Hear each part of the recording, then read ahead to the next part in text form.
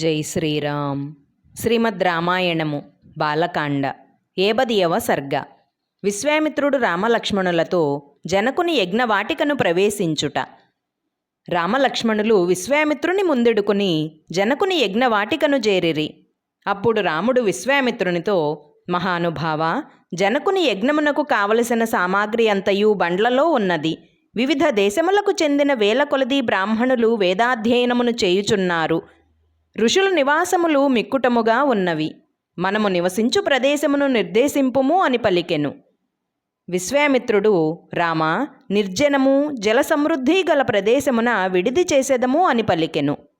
ఇంతలో విశ్వామిత్రుడు ఏతించెనని తెలుసుకొనిన జనక మహారాజు పురోహితుడు శతానందుని ముందెడుకుని శీఘ్రముగా ఏతించెను.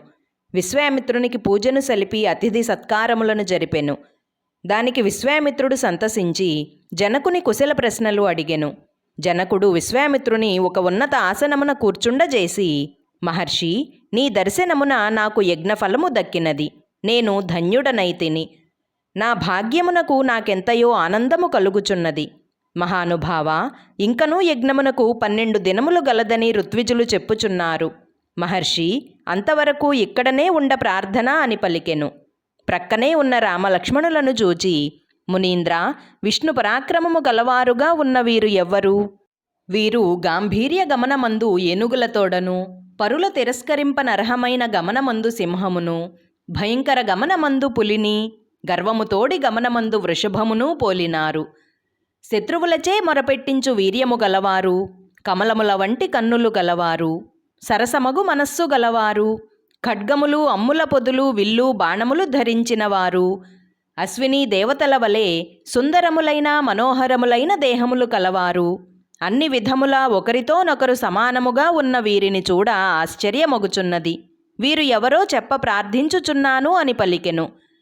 జనకుని మాటలు వినిన విశ్వామిత్రుడు, రామలక్ష్మణులు సిద్ధాశ్రమములో తనతో నివసించుటయు, రాక్షసులను సంహరించుటయు, విశాల నగరమును చూచుటయు, అహల్యా శాప విమోచనము, అహల్యా గౌతముని కలియుటయు, శివధనస్సును చూడగోరి వచ్చుటయు మొదలగు విషయములను మహాత్ముడగు జనకునకు తెలిపెను.